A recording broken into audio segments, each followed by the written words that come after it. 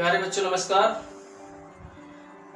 माध्यमिक शिक्षा परिषद की ऑनलाइन पाठशाला में आप सभी का हार्दिक स्वागत है। ये क्लास 9th क्लास के बच्चों को समर्पित है। सामाजिक विज्ञान के इतिहास खंड को हम लोग आज यहाँ पर उसके पार्ट सेकंड को देखेंगे। पहले पार्ट में हम लोगों ने फ्रांसीसी क्रांति के अंतर्गत देखा था कि सम्राट ने यानी सम्राट जो कि उस समय फ्रांस का सम्राट लुई 16वां था, उसने स्टेट्स जनरल की बैठक बुलाई थी कर वृद्धि को लेकर के, लेकिन किन्हीं कारणों से यह असफल हो गई थी। और फिर बाद में तृतीय स्टेट्स के लोगों ने वर्साई के टेनिस कोर्ट में इकट्ठे होकर के नेशनल असेंबली की घोषणा की और साथ में सम्राट की शक्तियों को कम करने वाले संविधान के निर्माण की शपथ भी ली। तो ये सारे प्रावधान हम लोगों ने फ्रांसीसी क्रांति के फर्स्ट पार्ट वीडियो में देखा था। आज हम लोग इस पार्ट में अध्ययन करेंगे नेशनल असेंबली द्वारा संविधान निर्माण और संवैधानिक राजतंत्र की स्थापना देखेंगे। जन अधिकार घोषणा पत्र के बारे में चर्चा करेंगे। राजतंत्र का पूर्ण उन्मूलन और गणतंत्र की स्थापना का अध्ययन करेंगे। जैकोबिन क्लब की स्थापना व जैकोबिन सरकार का गठन, इसका भी यहाँ अध्ययन किया जाएगा। और डायरेक्टरी शासन व नेपोलियन बोनापार्ट का उदय देखेंगे। महिलाओं ने किस तरीके से अपनी भागीदारी निभाई इस क्रांति में।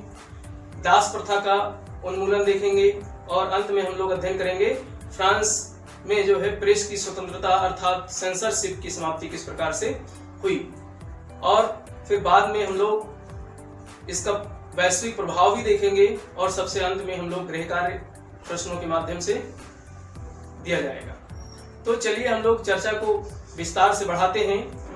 हमने 1789 में देखा था कि 1789 जो 14 जुलाई 1789 में बास्तिल की घटना हुई और बास्तिल की घटना के बाद जब नेशनल असेंबली ने संविधान निर्माण की शपथ ली वर्साई के टेनिस कोर्ट में, तो 1789 से लेकर के 1791 तक इन्होंने नेशनल असेंबली ने संविधान का प्रारूप पूरा कर लिया। संविधान का प्रारूप पूरा हो गया तो इस संविधान की जो मुख्य विशेषताएं थी वो मॉन्टेस्क्यू द्वारा जो मॉडल प्रस्तावित किया गया था, जिसमें विधायिका, कार्यपालिका और न्यायपालिका के बीच सत्ता की शक्तियों के विभाजन की बात की गई थी। तो इस संविधान में भी इसी प्रकार से शासन की सत्ता शक्तियों का विभाजन 3 भागों में किया गया, विधायिका, कार्यपालिका और न्यायपालिका।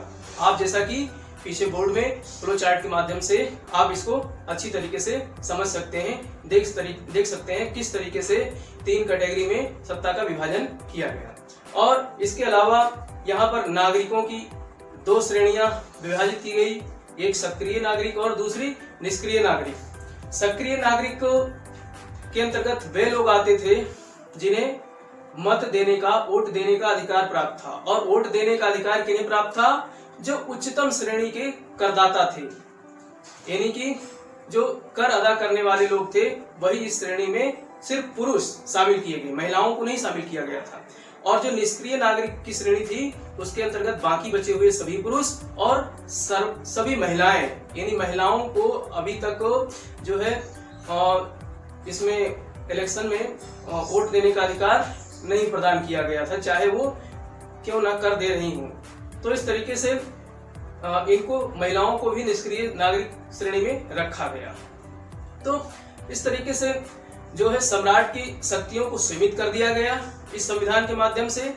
अब जो सम्राट था, जो सम्राट अर्थात जो कार्यपालिका का सदस्य था सम्राट, तो चूंकि सम्राट अभी भी संविधान जो है राजतंत्रीय व्यवस्था थी सम्राट की, राजा ही हुआ करता था सम्राट। तो इस तरीके से, और चूंकि संविधान भी बन गया था, तो यहाँ पर संवैधानिक राजतंत्र की स्थापना हुई थी। नेशनल असेंबली के माध्यम से संवैधानिक राजतंत्र की स्थापना की गई। ठीक है। और इसमें संविधान में एक व्यवस्था और की गई थी, जो पादरी वर्ग थे और कुलीन वर्ग के जो विशेषाधिकार थे, यानी कि प्रथम स्टेट और द्वितीय स्टेट के जो विशेषाधिकार थे, जन्मना विशेषाधिकार जो इनको मिला था उसे समाप्त कर दिया गया और पुरुष एवं नागरिक अधिकार घोषणा पत्र तैयार किया गया। और ये ऐसे अधिकार थे जो व्यक्तियों को जन्म से प्राप्त होते थे, ऐसा इस घोषणा पत्र में बताया गया। जैसे कि जीवन का अधिकार, अब व्यक्ति की स्वतंत्रता का अधिकार, कानून के समक्ष जो है समानता का अधिकार, ये सारे बहुत सारे ऐसे अधिकार थे जो व्यक्तियों को जन्म से प्राप्त ये नैसर्गिक अधिकार बताए गए। और जो उच्च वर्ग के लोग थे, यानी कि प्रथम और द्वितीय स्टेट्स के लोग थे, उनके जन्मना विशेषाधिकार को खत्म कर दिया गया यहाँ पर। अब जब ये सारी व्यवस्था हो गई तो इधर लुई 16वां बहुत भयभीत हो गया था। भयभीत होकर के उसने अब जो है पड़ोसी शासकों के साथ गुपचुप योजना बना रहा था। योजना ये बना रहा था कि किस तरीके से हम जो है नेशनल असेंबली को अपने कब्जे में कर ले फ्रांस के, और यहाँ पर फिर से जो है राजा की सर्वोच्च शक्ति को स्थापित कर लिया जाए। लेकिन इसकी भनक जो है नेशनल असेंबली को लग गई और नेशनल असेंबली ने इस योजना को कार्यान्वित होने से पहले ही पड़ोसी देश जो पर्सा और ऑस्ट्रिया थे उनके विरुद्ध युद्ध की घोषणा कर दी। अब जब युद्ध की घोषणा हो गई तो इस युद्ध में बहुत सारे जो है पुरुष, जो तृतीय स्टेट्स के पुरुष थे, वो लोग भर्ती हुए सैनिक के रूप में, स्वयंसेवक के रूप में, और युद्ध में भाग लेने के लिए वो सीमावर्ती इलाकों में चले गए।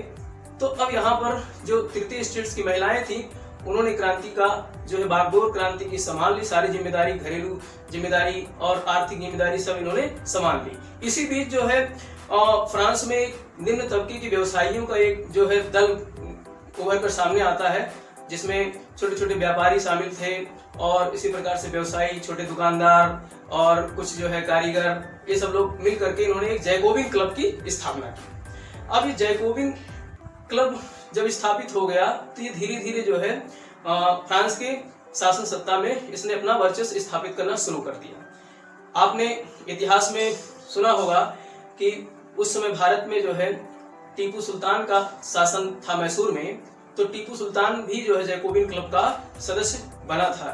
ठीक है, वो फ्रांस के इस क्रांति से बहुत प्रभावित हुआ था और जैकोबिन क्लब का सदस्य बना था। तो जैकोबिन क्लब के एक सदस्य था रोबेस्पियर, जो तीव्र गति से जो है उभर रहा था इस क्लब में, और उसने जो है 21 सितंबर 1792 ईस्वी को नेशनल असेंबली की जगह नेशनल कन्वेंशन की घोषणा की।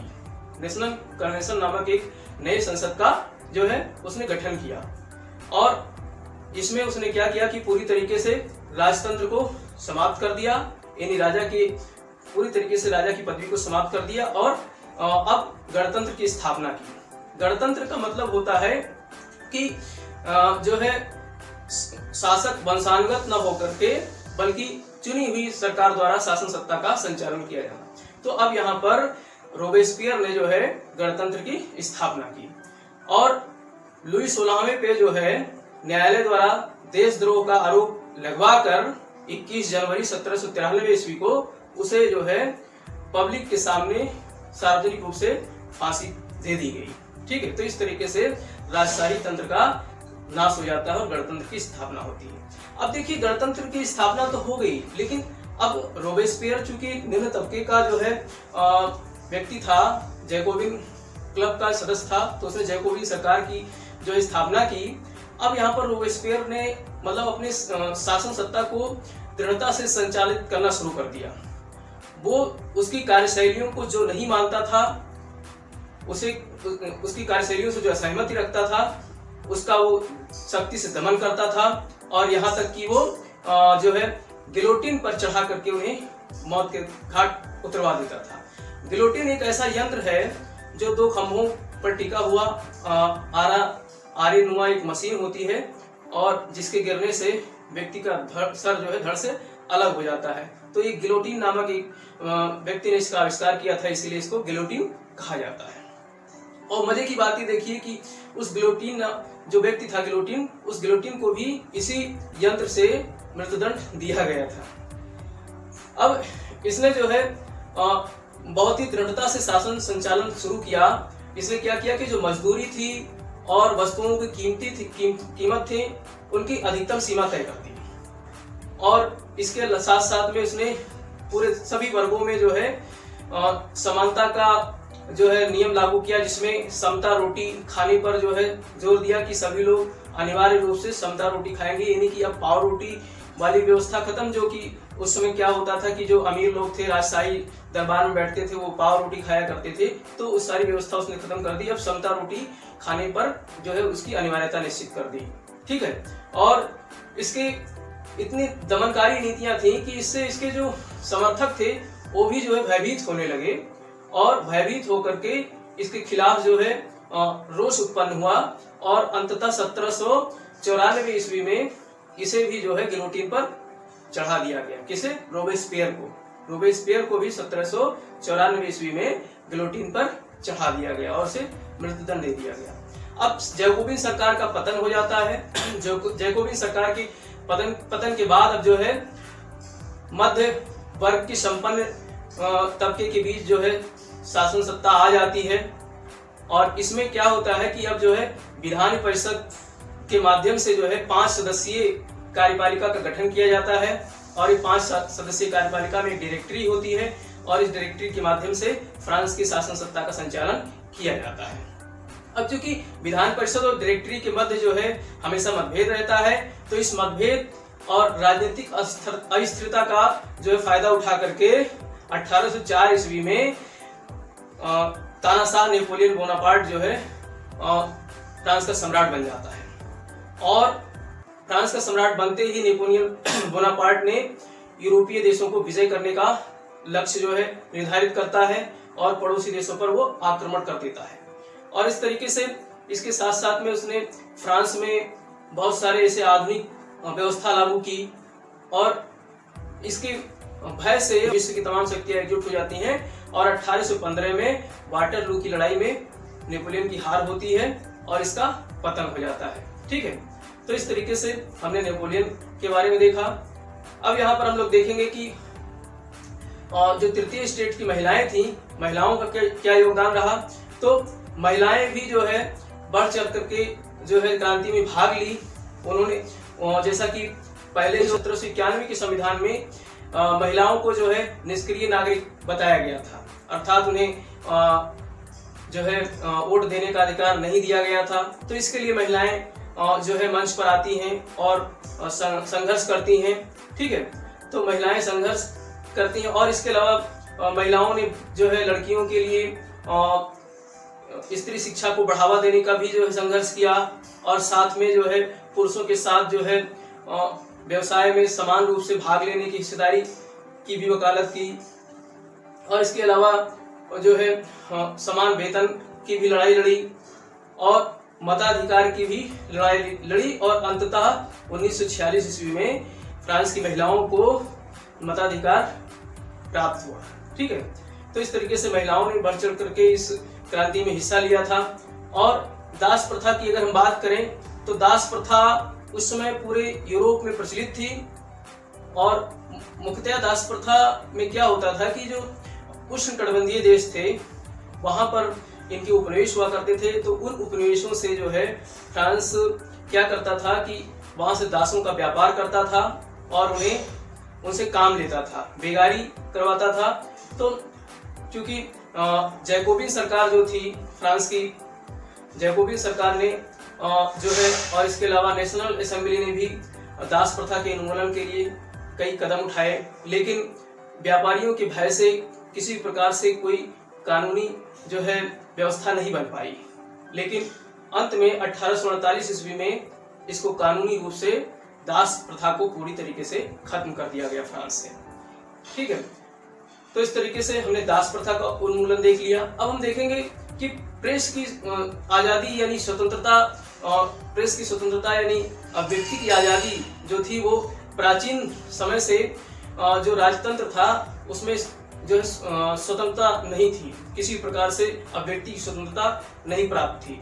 लेकिन गणतंत्रीय सरकार में जब राजनीतिक क्रांति हुई फ्रांस में, फ्रांस की क्रांति हुई, तो उसके बाद में वहां पर लोगों को अभिव्यक्ति की स्वतंत्रता प्रदान की गई, जिसके अंतर्गत उन्हें प्रेस हो या मीडिया हो, प्रिंट मीडिया हो या फिर नाटक हो, संगीत हो या फिर किताबें लिखने की अभिव्यक्ति के माध्यम से अपना विचार प्रकट करना हो या अखबार हो, इन सबसे जो है उनको क्या किया गया, उन्हें जो है आजादी प्रदान की गई कि अब कोई भी विचार अपने अभिव्यक्त कर सकता है अपने किसी भी माध्यम से। तो इस तरीके से सेंसरशिप वहां पर जो है समाप्त कर दिया गया फ्रांस से।